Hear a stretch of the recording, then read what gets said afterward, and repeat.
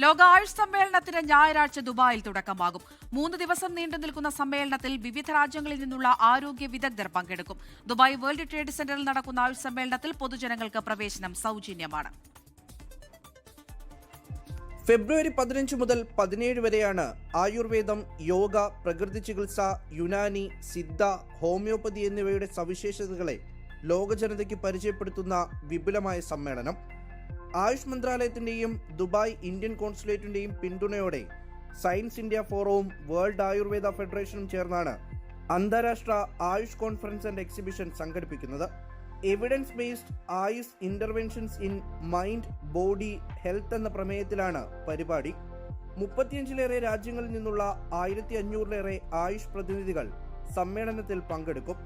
31 അന്താരാഷ്ട്ര പ്രഭാഷകർ സമ്മേളനത്തെ അഭിസംബോധന ചെയ്യും.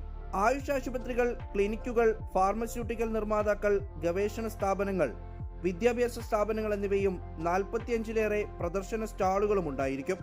ആയുഷ് സമ്പ്രദായത്തെക്കുറിച്ചുള്ള ഷോർട്ട് ഫിലിം ഫെസ്റ്റിവലും വേദിയിൽ നടക്കും. പൊതുജനങ്ങൾക്ക് പ്രവേശനം സൗജന്യമായിരിക്കും. 1,00,000-ത്തോളം സന്ദർശകരെയാണ് പ്രതീക്ഷിക്കുന്നത്.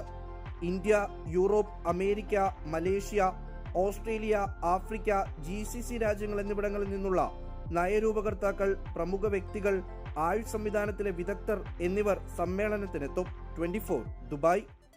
ലോകത്തെവിടെയായാലും ഏത് സമയത്തും 24 വാർത്തകളും ഓഗ്മെന്റഡ് റിയാലിറ്റി പാക്കേജുകളും എക്സ്പ്ലെയിനറുകളും വിശദമായി കാണാൻ ഞങ്ങളുടെ യൂട്യൂബ് ചാനൽ നിങ്ങൾക്ക് സബ്സ്ക്രൈബ് ചെയ്യാം.